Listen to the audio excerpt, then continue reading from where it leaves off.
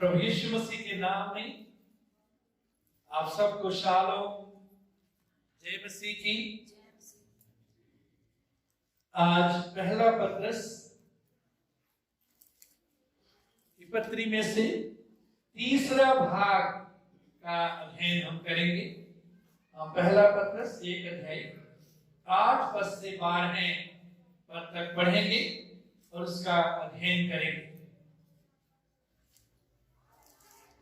उससे तुम बिन देखे प्रेम रखते हो और अब तो उस पर बिन देखे भी विश्वास करके ऐसे आनंदित और मगन होते हो जो वर्णन से बाहर है और महिमा से भरा हुआ है, और अपने विश्वास का प्रतिफल अर्थात आत्माओं का उद्धार प्राप्त करते हो।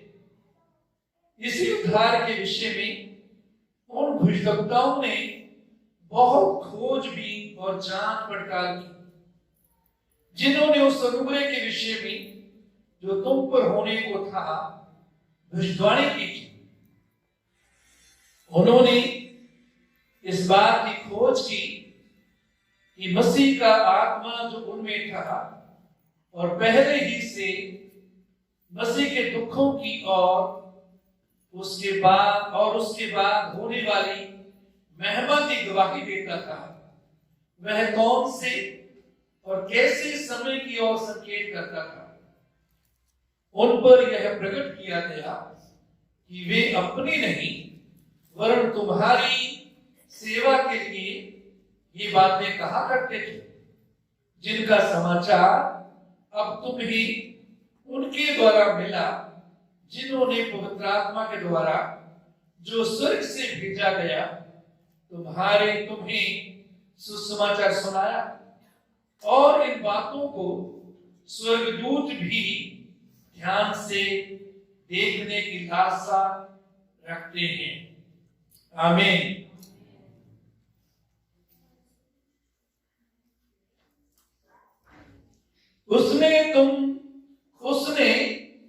उससे तुम बिन देखे प्रेम रखते हो और अब तो उस पर बिन देखे भी विश्वास करके ऐसे आनंदित और मगन होते हो जो वर्णन से बाहर और महिमा से भरा हुआ है।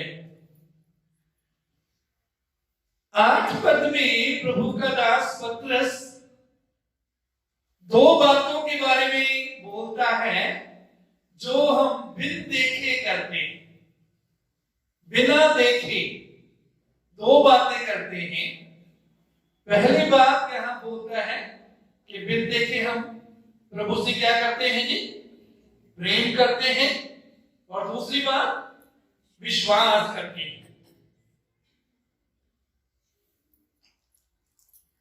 हमने प्रभु पर विश्वास किया और उसने अपना प्रेम हम पर प्रकट किया, फिर हम भी उसके प्रेम में पड़ गए और उससे प्रेम करने लगे। तो पहले हम देखेंगे कि विश्वास के द्वारा बिना देखे हमने क्या विश्वास किया। बिना देखे क्या किया जी? विश्वास किया। मेरे चीजों प्रभु के वचन में 2 कुरिन्थियों 5 अध्याय 7 पद, 2 कुरिन्थियों 5:7, क्योंकि हम रूप को देखकर नहीं विश्वास से चलते हैं। हम रूप को देखकर नहीं विश्वास से चलते हैं। बहुत बार बहुतों के अंदर इच्छा होती है, प्रभु मुझे कुछ दिखा, कुछ रोशनी दिखा दे, अपना हाथ दिखा दे, अपना चेहरा दिखा दे, अपनी आवाज सुना दे। हाँ, प्रभु अपनी इच्छा से यदि कुछ करता है तो उसका धन्यवाद, उसको महिमा मिले। लेकिन इस बात कि हम इच्छा ही ना रखते हैं, इच्छा ना रखें। प्रभु आज नए नियम में अपने वचन के द्वारा और अपनी आत्मा के द्वारा हमसे बात करता है, हमारी अगुवाई करता है। ये सही है। इसके अलावा कई बार वो दर्शन के द्वारा, स्वप्न के द्वारा, आत्मा के वरदानों के द्वारा, परमेश्वर अपने विशिष्ट दासों के द्वारा, उनकी सेवकाई में जो वचन मिलता है उसके द्वारा भी बात करता है। लेकिन मुख्य तौर पर वो वचन के द्वारा और अपनी आत्मा के द्वारा बात करता है, अपने आप को हम पर प्रकट करता है। मेरे चीजों, इब्रानियों 11:6 में लिखा है, और विश्वास बिना उसे प्रसन्न करना अनहोना है। विश्वास के बिना परमेश्वर को प्रसन्न करना अनहोना है। इजरायली लोग जब मिस्र से निकले और जंगल में सफर कर रहे थे, तो उन्होंने बहुत सी चीजें, परमेश्वर के काम और बहुत सी चीजें देखी। उन्होंने बादल को भी देखा कि उनके आगे आगे बादल जाता था, उनके ऊपर जाता था, आग का खंभा वो देखते थे। बटेरी परमेश्वर ने भेजी और मन्ना परमेश्वर ने बरसाया। तो बहुत सी चीजें उन्होंने देखी, लेकिन उनमें से, उस पीढ़ी में से सब के सब लोग जंगल में ही नाश हो गए। केवल दो उस पीढ़ी में से जो वहां से निकले थे, मिस्र से निकले थे, उनमें से केवल दो, और जो बाद में जो जंगल में पैदा हुए वो कनान देश में दाखिल हुए। तो यहां विश्वास बिना उसे प्रसन्न करना जी अनहोना है। हमें परमेश्वर के वचन पर विश्वास करना है, वचन के द्वारा बताई गई परमेश्वर की इच्छा पर विश्वास करना है, क्योंकि विश्वास बिना परमेश्वर को प्रसन्न करना अनहोना है।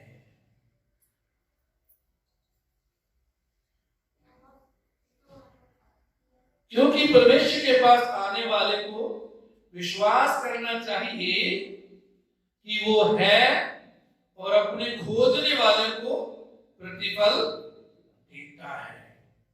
जब हम विश्वास करते हैं कि परमेश्वर है, बाइबल के आधार पर, बाइबल जो परमेश्वर के बारे में बताती है, उसकी इच्छा के बारे में, उसके स्वभाव के बारे में, उसकी योजनाओं के बारे में जो बाइबल बताती है, जब हम उस पर विश्वास करते हैं, तो मेरे चीजों, परमेश्वर से हमारा मेल हो जाता है। जब हम उद्धारकर्ता यीशु को, जिसको पिता परमेश्वर ने इस संसार में हमारी मुक्ति के लिए भेजा, उस पर हम विश्वास करते हैं, हमें पापों की क्षमा मिलती है, हमारे जीवन में प्रभु आ जाता है, हमें नया स्वभाव मिल जाता है, नया जीवन मिल जाता है, परमेश्वर का जीवन मिल जाता है। तो ये विश्वास ऐसे ही नहीं, विश्वास काम करता है। क्या करता है जी? काम करता है। जब हम प्रभु पर, उसके वचन पर विश्वास करते हैं, वो विश्वास काम करता है। उसके द्वारा हमारा जीवन बदलता है, उसके द्वारा हम प्रार्थनाओं का उत्तर पाते हैं, और विश्वास के द्वारा परमेश्वर हमें इस्तेमाल करता है, अपने काम दिखाता है, अपनी महिमा को प्रकट करता है। तो कहते तुमने बिन देखे विश्वास किया। परमेश्वर के वचन पर विश्वास करें। किस पर विश्वास करें जी? परमेश्वर के वचन पर विश्वास करें। पवित्र आत्मा जो हमसे कहता है उस पर विश्वास करें। विश्वास के बिना परमेश्वर को प्रसन्न करना अनहोना है। दूसरी बात, बिन देखे हम क्या करते हैं? प्रभु से प्रेम करते हैं। क्या करते हैं? प्रेम करते हैं। बिन देखे प्रभु से क्या करते हैं जी? प्रेम करते हैं।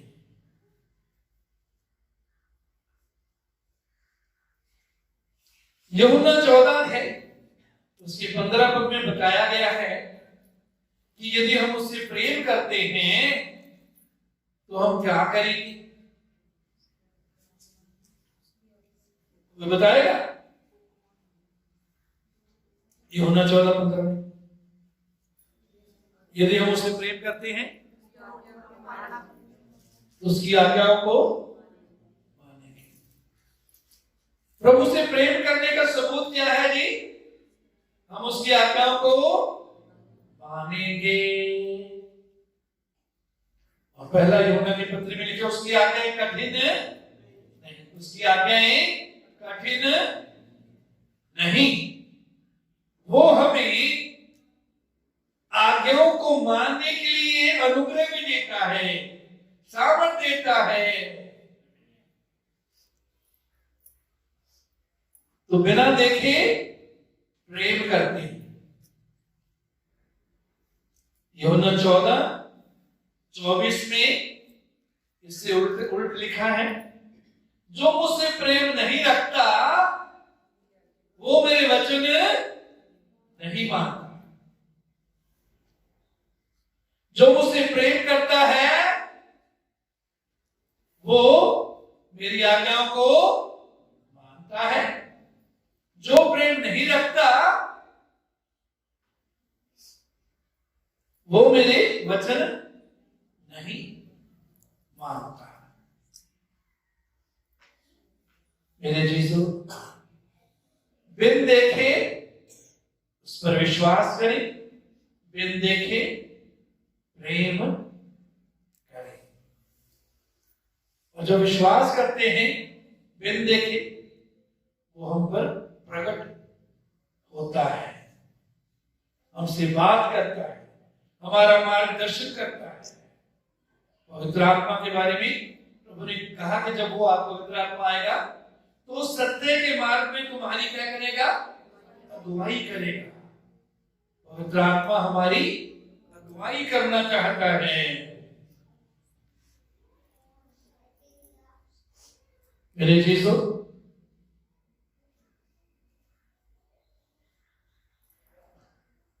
भजन 42 उसकी एक पद में लिखा है, जैसे हरणी नदी के जल के लिए हाँफती है, वैसे ही परमेश्वर मैं तेरे लिए हाँफता हूं। जिससे हम प्रेम करते हैं उसकी हम इच्छा करेंगे, उसके साथ समय व्यतीत करेंगे, उसकी सुनेंगे, उसके साथ बैठेंगे, उसके साथ समय गुजारेंगे। जैसे हरणी नदी के जल के लिए हाँफती है, वैसे ही परमेश्वर मैं तेरे लिए हाँफता हूं। क्या ऐसी भूख प्यास उसके प्रेम में, प्रभु के प्रेम में हम में है कि हम सब कामों को छोड़कर, सब चीजों से बढ़कर, सब कामों से बढ़कर प्रभु के साथ समय गुजारने को, प्रभु के साथ संगति करने को समय निकालते हैं या नहीं? 42:2 में, भजन 42:2 में, जीवते ईश्वर, हाँ परमेश्वर का मैं प्यासा हूं। मैं कब जाकर परमेश्वर को अपना मुंह दिखाऊंगा। जीवते परमेश्वर का मैं प्यासा हूं। मेरे चीजों, हमारा परमेश्वर जीवता परमेश्वर है। कैसा परमेश्वर है जी? और अच्छी तरह बोल सकते हैं आप। यदि मुर्दा परमेश्वर होता तब तो ठीक ही चल जाता, जैसे आप बोल रहे हैं। मुर्दों की तरह बोल रहे, मुर्दों की तरह नहीं, जिंदा की तरह बोलिए ना। हमारा परमेश्वर जिंदा है, उसने हमें जिंदगी, तो जिंदा जिंदा लोगों की तरह बोलिए। जीवते ईश्वर का मैं क्या हूं जी? दुनिया की कोई चीज हमारी आत्मा की प्यास बुझा नहीं सकती। संसार के तौर तरीके, संसार के काम हमारी आत्मा की प्यास बुझा नहीं सकते। केवल हमारा परमेश्वर, उसकी उपस्थिति, उसकी हजूरी, उसका आत्मा ही हमारी प्यास बुझा सकता है, हमें संतुष्ट कर सकता है।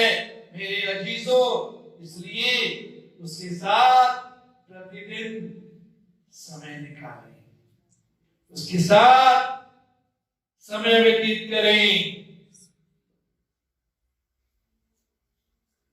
मैं जीवते परमेश्वर का प्यासा हूं। मेरे यीशु के बाद यह लिखा है, ऐसे आनंदित और मगन होते हो जो वर्णन से बाहर और महिमा से भरा हुआ है।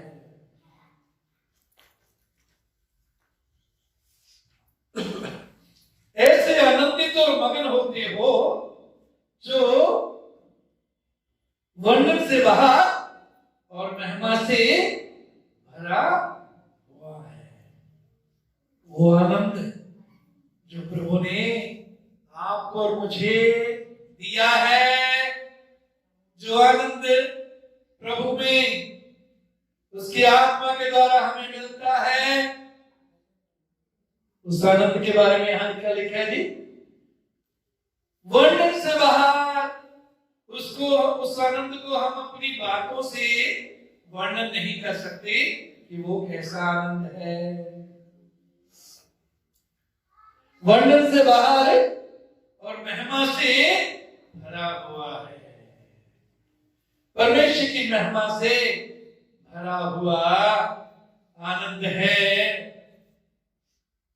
जिसके भागी होने के लिए, जिसके हिस्सेदार होने के लिए आप और मैं बुलाए गए हैं।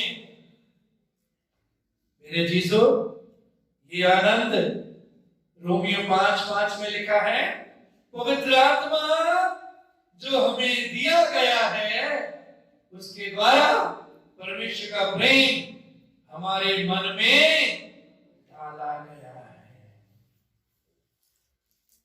पवित्र आत्मा जो हमें दिया गया है, उसके द्वारा परमेश्वर का प्रेम हमारे मन में डाला गया है। मेरे अजीजों, जब हम पश्चाताप करते हैं, अपने पापों से तौबा करते हैं, पापों को छोड़ने का फैसला करते हैं, उनको छोड़ देते हैं, प्रभु यीशु पर विश्वास करते हैं कि प्रभु यीशु तू मेरे पापों के लिए बलिदान हो गया, तू मरकर जीवित हो गया, और उसको अपने जीवन में ग्रहण करते हैं, अपने जीवन में आने देते हैं, अपने जीवन का मुक्तिदाता, उद्धारकर्ता और प्रभु से बना लेते हैं। हम पवित्र आत्मा के द्वारा पैदा हो जाते हैं और वो पवित्र आत्मा के द्वारा परमेश्वर का आनंद हम में भर जाता है, हम में आ जाता है। और प्रभु की यही इच्छा है कि हम उस आनंद में बने रहें, हम उस आनंद में चलते रहें, उस आनंद में बढ़ते रहें। फिलिप्पियों 4:4 में इसलिए लिखा है, प्रभु में सदा आनंदित रहो। मैं फिर कहता हूं, आनंदित रहो।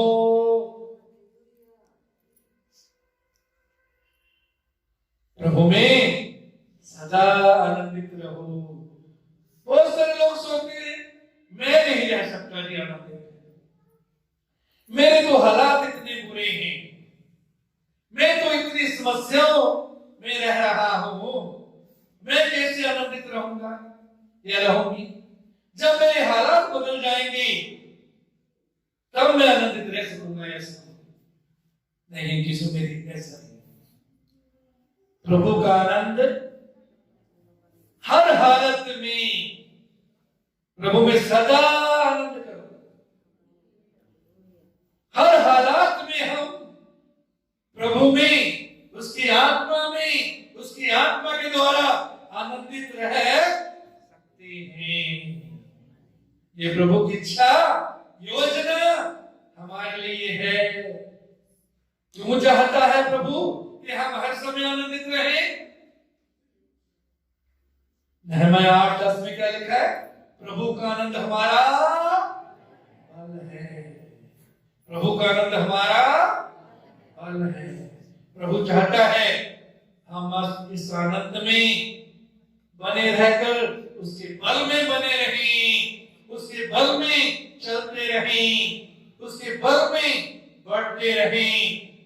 क्योंकि जब उसके बल में हम चलेंगे तो शैतान पर जय पाएंगे, पाप पर जय पाएंगे, संसार और शरीर की अभिलाषाओं पर जय पाएंगे।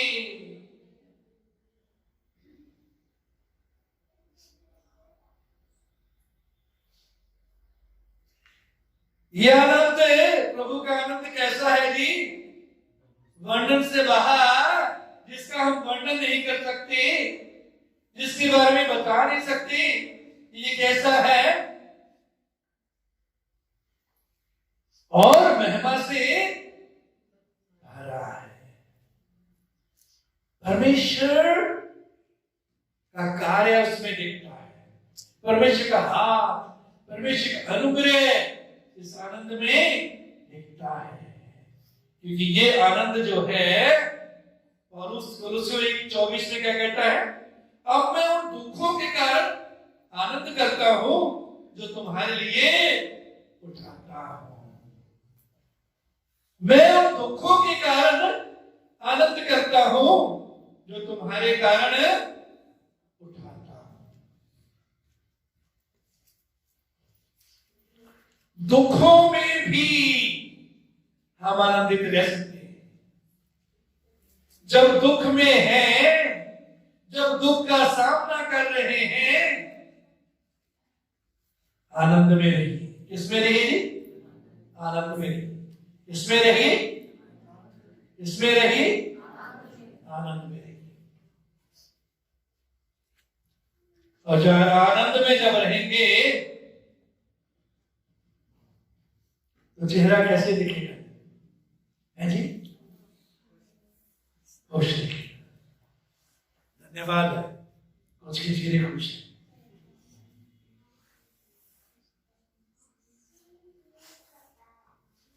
वो चाहता है हर एक का चेहरा, हर एक प्रभु के बच्चे का चेहरे प्रभु से आनंद दिखे। लोग हैरान हो, इतने इसके हालात बुरे हैं, फिर भी ये आनंद में रहता है, रहती है। और उसके जो मुझे सामर्थ देता है उसके द्वारा मैं सब कुछ कार्य, आप उसके अनुग्रह के द्वारा हर समय आनंदित रह सकते हैं। किससे रह सकते हैं जी?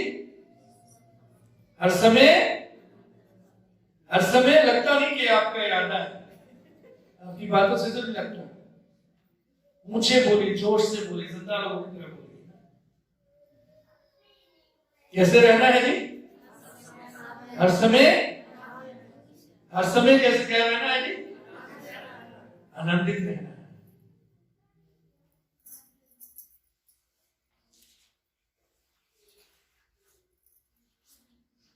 आनंदित रहने के लिए, आनंद में बने रहने के लिए पवित्र आत्मा के साथ समय व्यतीत करें। यदि पवित्र आत्मा के साथ समय व्यतीत नहीं करेंगे, स्तुति आराधना नहीं करेंगे, ये आनंद हमें बढ़ेगा नहीं, ये आनंद हमसे उछलेगा नहीं, इस आनंद से हम भरे नहीं रहेंगे। हाँ, कुछ आनंद रहेगा, लेकिन प्रभु की इच्छा है जैसे पुराने नियम में दाऊद कहता है, मेरा कटोरा उमड़ रहा है, मेरा कटोरा उमड़ रहा है।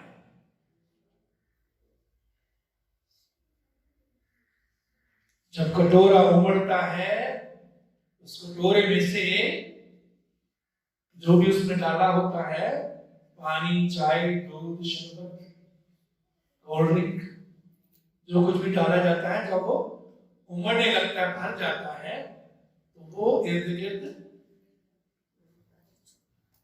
वो चीज गिर जाती है, इर्द गिर्द में छा जाती है। तो प्रभु क्या कहता है, चाहता है कि हमारा कटोरा जो है वो क्या रहेगी, उमड़ता रहे। कटोरा, कटोरा ऊंचे बोली, ऊंचे बोली, कटोरा, कटोरा उछलता रहे, उमड़ता रहे।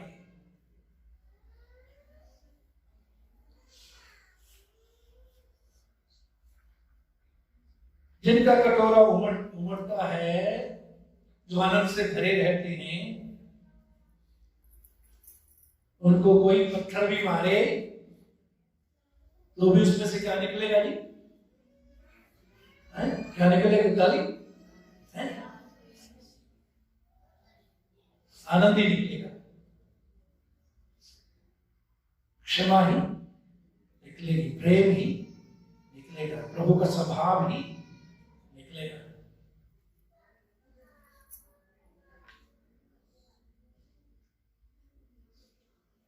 प्रभु पवित्र आत्मा को शोकित ना करो। पहले थेसलोनिके पौलुस कहते हैं, पवित्र आत्मा को शोकित मत करो और आत्मा को ना बुझाओ, आत्मा को ना बुझाओ। पवित्र आत्मा का जब शोकित शोकित शोकित का मतलब दुखी, उर्दू में रंजीता, grieve not the Holy Spirit. पवित्र आत्मा को दुखी ना करें, उससे नाराज ना करें, उसे शोकित ना करें। जब शोकित करते हैं तो वो आनंद जो है हमें काम हो जाता है। तो बहुत ध्यान से देखें कि पवित्र आत्मा को शोकित ना करें, पवित्र आत्मा को ना बुझाएं, आत्मा को जलने दें। पवित्र आत्मा को, आत्मा की आग जलती रहे हमारे अंदर, उसको ना बुझाएं। जब हम वचन के अनुसार जीवन नहीं गुजारते, पवित्र आत्मा के नहीं सुनते, तो पवित्र आत्मा को बुझाते हैं। तो हम उस आग को, आत्मा की आग को बुझाते हैं।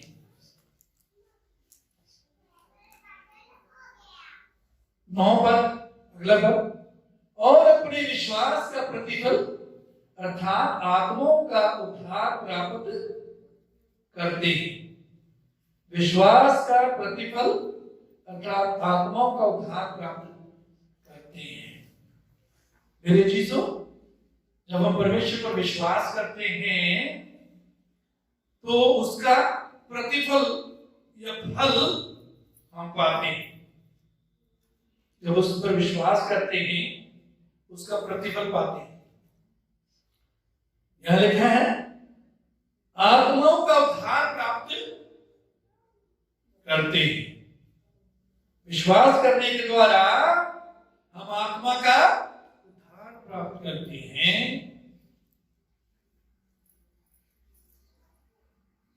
प्रभु यीशु को उद्धारकर्ता के रूप में उस पर जब हम विश्वास करते हैं तो उद्धार प्राप्त करते हैं। चंगा करने वाले के रूप में जब विश्वास करते हैं तो उसका प्रतिफल चंगाई पाते हैं। प्रार्थना का उत्तर देने वाले के रूप में जब विश्वास करते हैं तो प्रार्थना का उत्तर पाते हैं। जब चरवाहे के रूप में उस पर विश्वास करते हैं तो वो हमारी जरूरतों को पूरी करता है।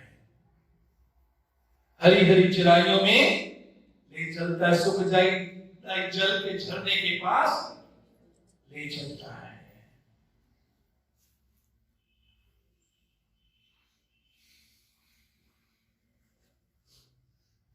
मेरे यीशु परमेश्वर के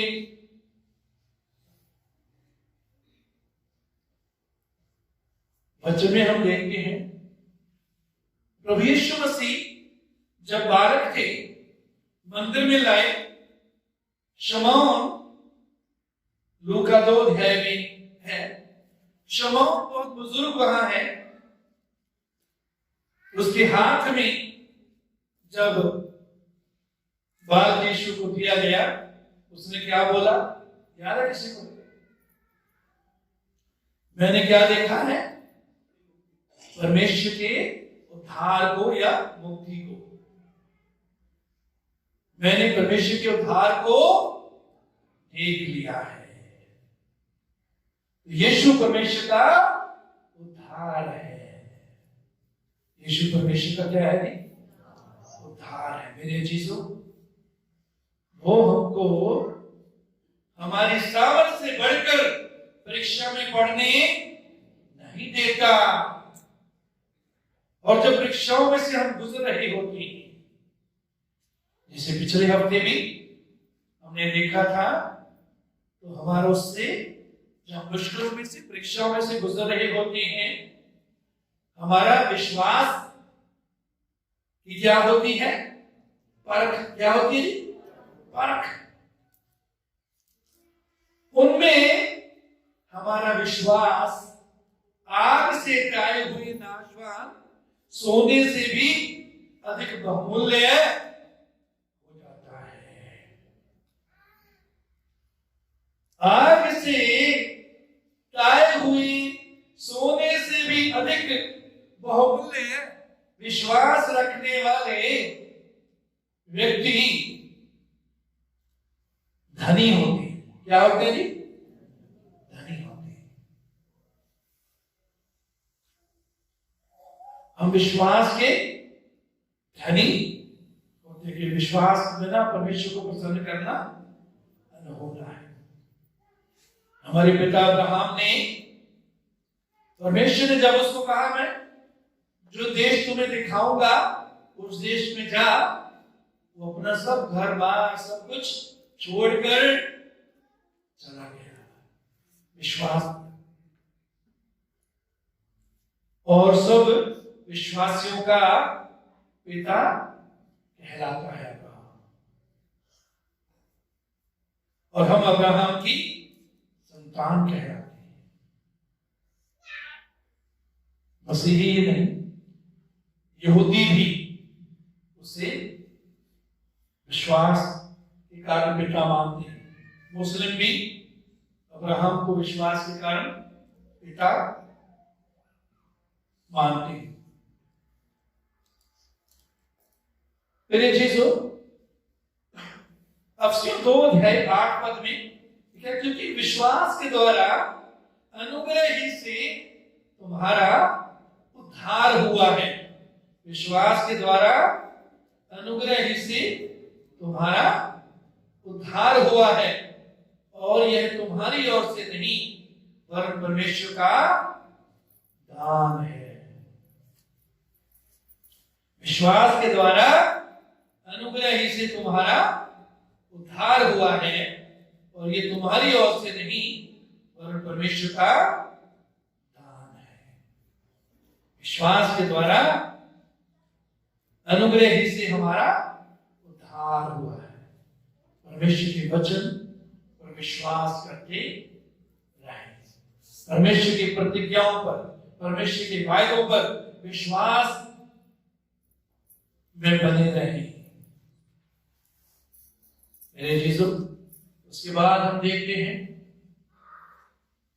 इसी उद्धार के विषय में उन भजगवक्ताओं ने बहुत खोजबीन और जांच पड़ताल की, जिन्होंने उस अनुग्रह के विषय में जो तुम पर होने वाला था भविष्यवाणी की थी।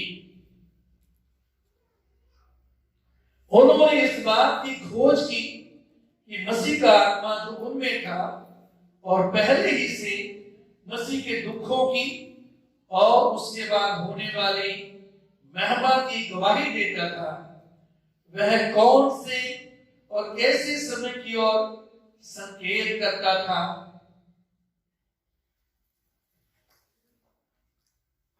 मेरे चीजों यहां 11 पद में लिखा है, मसीह का आत्मा जो उनमें था पहले ही से मसीह के दुखों की और उसके बाद होने वाली महिमा की गवाही देता था। मसीह का आत्मा जो उनमें था, किनके बारे में लिखा है? पुराने नियम के भविष्यवक्ताओं के बारे में, पुराने नियम के प्रभु के पीछे चलने वालों के लिए मसीह का आत्मा उनको गवाही देता था। वो लोग कहते हैं कि यीशु मसीह तो 2000 साल पहले पैदा हुआ।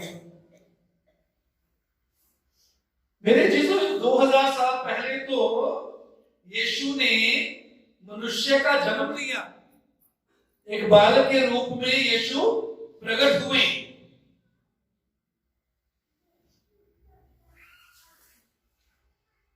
यूहन्ना 1:1 में क्या लिखा है? आदि में वचन था, वचन परमेश्वर के साथ था और वचन ही परमेश्वर था। 13 में लिखा है, वचन देहधारी हुआ,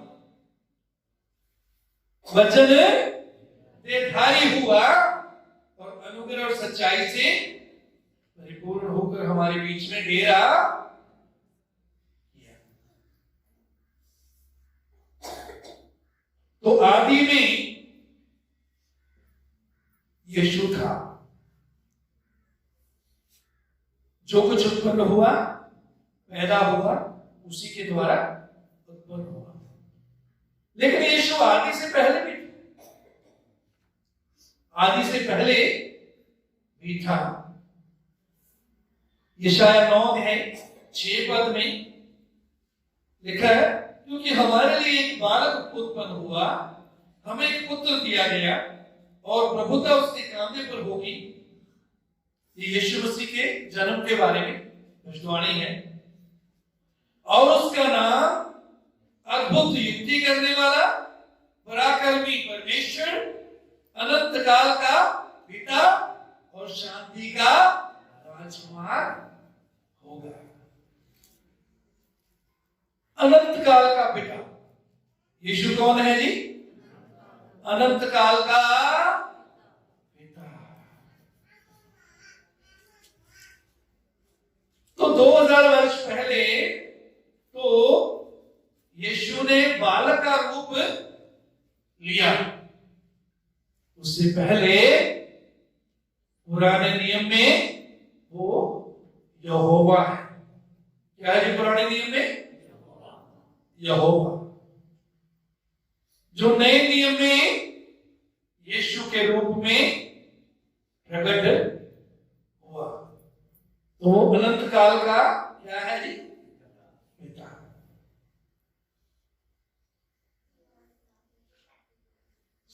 नोट कर लीजिए ऐसी आयतें। यहोवा के गवाह को मिलता है, आपसे बात करता है, उनसे पूछिए। यीशु मसीह तो अनंत काल का पिता है, वो समय से भी पहले था और समय के बाद भी रहेगा। अनंत काल का पिता है।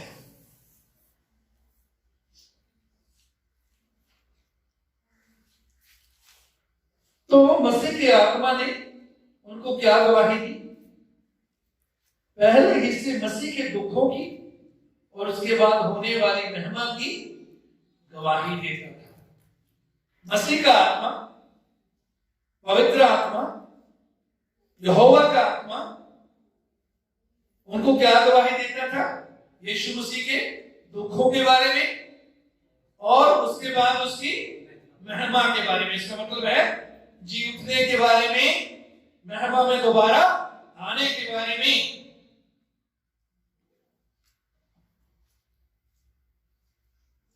मेरे चीजों, कुछ आयतें हम देखेंगे। यशाया 53 अध्याय 4 से 6 पर। यशाया 53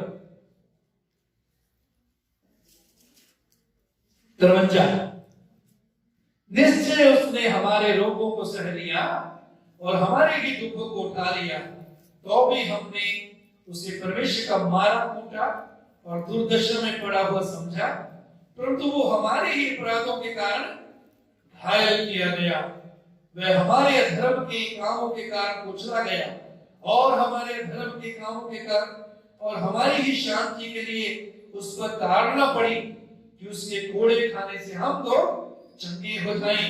हम तो सब के सब भेड़ों के समान भटक गए थे, हम में से हर एक ने अपना अपना मार्ग लिया और यहोवा ने हम सबों के धर्म का बोझ उसी पर लाद दिया। पूरा अध्याय घर जाके पढ़िएगा। ये यीशु मसीह के दुखों के बारे में, क्रूस पर जो दुख उसने सहे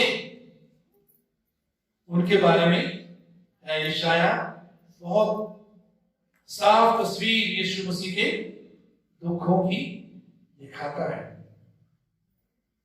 7 पद पढ़े, वो सताया गया तो भी वो सहता रहा और अपना मुंह ना खोला, जिस प्रकार भेड़ बंद होने के समय और भेड़ी ऊन कतने के समय चुपचाप और शांत रहती है, वैसे ही उसने भी अपना मुंह ना खोला।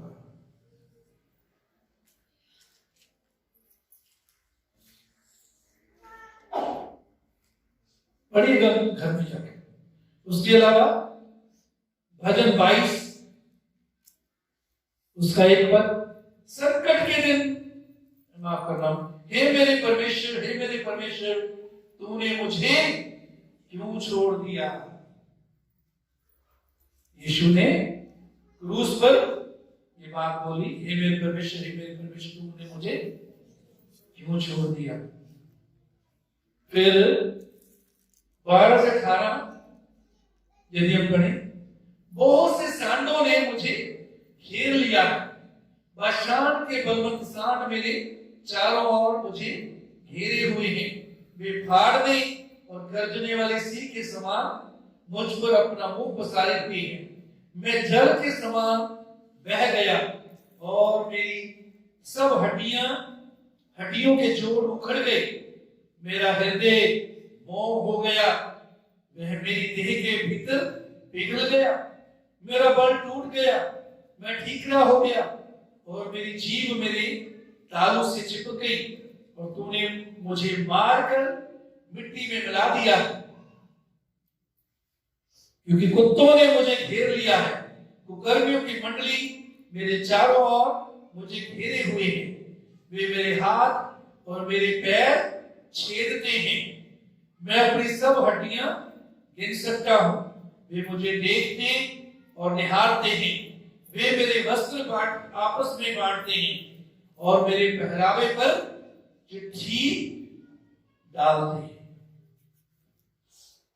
साफ साफ यीशु मसीह के क्रूस पर दुख और उसके साथ जो घटनाएं हैं उनके बारे में साफ साफ पुराने नियम में बताया गया। सो मसीह का आत्मा मसीह के दुखों के बारे में उनको प्रकट कर रहा था। तो ऐसे ही अचानक यहूदियों ने फैसला किया यीशु को पकड़वाने का और रोमी हुकूमत ने यीशु को क्रूस पर नहीं चढ़ा दिया। मेरे चीजों ने यीशु मसीह बेचारा था, अकेला था, इसलिए उसको पकड़ के चढ़ा दिया नहीं। यीशु कहते हैं कोई मेरा प्राण मुझसे छीनता नहीं, मुझे उसे देने और उसे फिर लेने का अधिकार है, ये अधिकार मुझे पिता ने दिया है। तो प्रभु यीशु मसीह ने अपनी इच्छा से आपके और मेरे पापों को अपने ऊपर उठाने के लिए, आपके और मुझे जीवन देने के लिए प्रभु यीशु मसीह ने क्रूस पर दुख सहा, क्रूस पर अपना बलिदान दिया। नए नियम की भविष्यवाणियां पुराने नियम में की गई थी, पुराने नियम की भविष्यवाणियां नए नियम में पूरी होती। फिर उसके जी उठने के बारे में, उसके महिमा के बारे में प्रेरितों का काम 2:27 में लिखा है, क्योंकि तू मेरे प्राण को अधोलोक में ना छोड़ेगा और अपने पवित्र जन को सड़ने ना देगा। यीशु मसीह कब्र में सड़ा नहीं, कब्र में उसका शरीर सड़ा नहीं। प्रेरितों का काम 2:31 में, उसने होने वाली बात को पहले ही से देखकर मसीह के जी उठने के विषय में भविष्यवाणी की कि न तो उसका प्राण अधोलोक में छोड़ा गया और न उसकी देह सड़ने पाई। यीशु मसीह के जी उठने के बारे में भी भविष्यवाणी की, उसकी देह सड़ने नहीं पाई, तीसरे दिन मुर्दों में से वो जी उठा।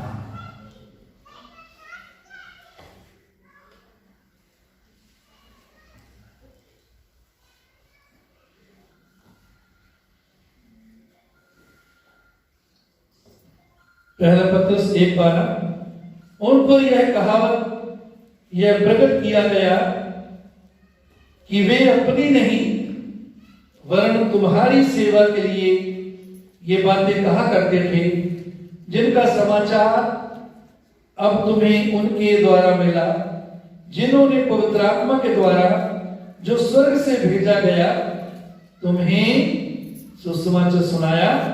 और इन बातों को स्वर्गदूत भी ध्यान से देखने की लालसा रखते हैं।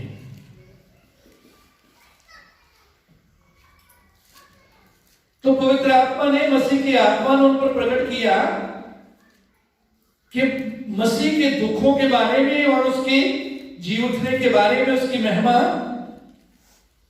के बारे में जो कुछ भी उन्होंने,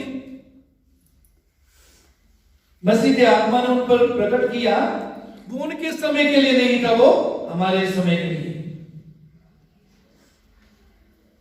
वो आने वाले उद्धारकर्ता पर विश्वास करने के द्वारा पुराने नियम के संतों ने उद्धार पाया और हम पीछे देखकर जो उद्धार का कार्य प्रभु ने कर दिया उसको देखकर हम उद्धार पाते हैं।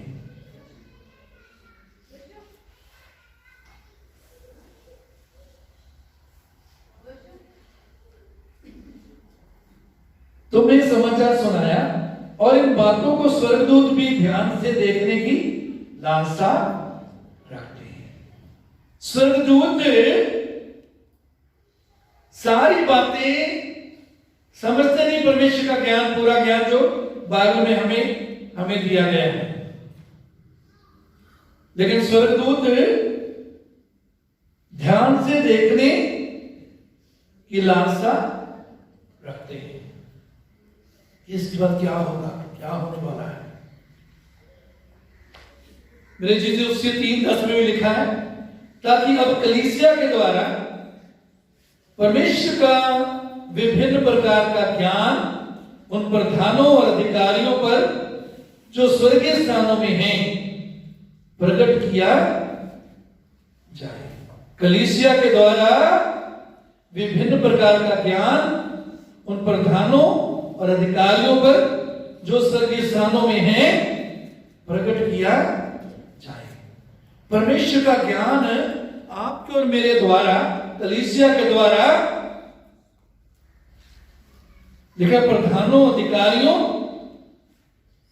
पर जो स्वर्गीय स्थानों में है उन पर प्रकट किया जाए। आप और मैं स्वर्ग के लिए कितने महत्वपूर्ण हैं। आपके और मेरे जीवन में, आपके और मेरे जीवन के द्वारा जो परमेश्वर कार्य करता है उसके द्वारा देखिए प्रधान और अधिकारी जो स्वर्गीय स्थानों में हैं उन पर परमेश्वर अपना ज्ञान प्रकट करता है। परमेश्वर का धन्यवाद हो इस वचन के लिए। आइए हम प्रार्थना करें। महान पिता, एक बार फिर तेरा धन्यवाद, तेरी स्तुति में हम बड़ाई करते हैं। आज के वचन के लिए धन्यवाद देते हैं, धन्यवाद देते हैं कि हम बिना देखे तुझ पर विश्वास करते हैं। तेरी पवित्र आत्मा के लिए धन्यवाद जिसने हमें इस योग्य बनाया, मसीह को ग्रहण करने की समझ हमें दी, हमें डाली। धन्यवाद देते हैं। बिन देखे हम प्रेम भी करते हैं प्रभु। इस विश्वास और प्रेम में हम प्रतिदिन बढ़ते हैं। धन्यवाद देते हैं प्रभु कि तूने हमारे लिए क्रूस पर अपना बलिदान दिया और तू महिमा में प्रकट होने जा रहा है। धन्यवाद पुराने नियम के संतों को जो भविष्यवाणियां तूने प्रकट की, जो बातें प्रकट की, वो सारे अनुभव हमारे जीवन में हमने पा लिए हैं तेरे अनुग्रह से प्रभु। धन्यवाद देते हैं। कलीसिया के द्वारा नाना प्रकार का ज्ञान तो स्वर्ग में रहने वाले अधिकारियों पर प्रकट करता है, प्रधानों पर, अधिकारियों पर प्रकट करता है। तो अनुग्रह दे, हम तेरी इच्छा के केंद्र में बने रहे, तेरे साथ वफादारी से चलते रहे, अपने जीवनों को तेरे सामर्थ्य हाथों में देते हैं प्रभु। तेरी आत्मा का गहरा काम हमारे जीवन में हो, हम प्रतिदिन तेरे नजदीकी में रहें, तेरी आत्मा से और वचन से भरते हुए जीवन गुजारे, दूसरों के लिए बरकत बने। ये सब तेरे पुत्र हमारे उद्धार करता प्रभु यीशु मसीह के नाम से मांगते हैं। प्रभु का धन्यवाद करते हैं आज के इस दिन के लिए। यदि इस वचन के द्वारा, हमारी सेवकाई के द्वारा आपको आशीष मिली है, इस वचन को दूसरों के साथ शेयर करिए। और यदि आपने अभी तक इसे सब्सक्राइब नहीं किया तो कृपया सब्सक्राइब करें और दूसरों को भी सब्सक्राइब करने के लिए उत्साहित करें। प्रभु आप सबको आशीष दें।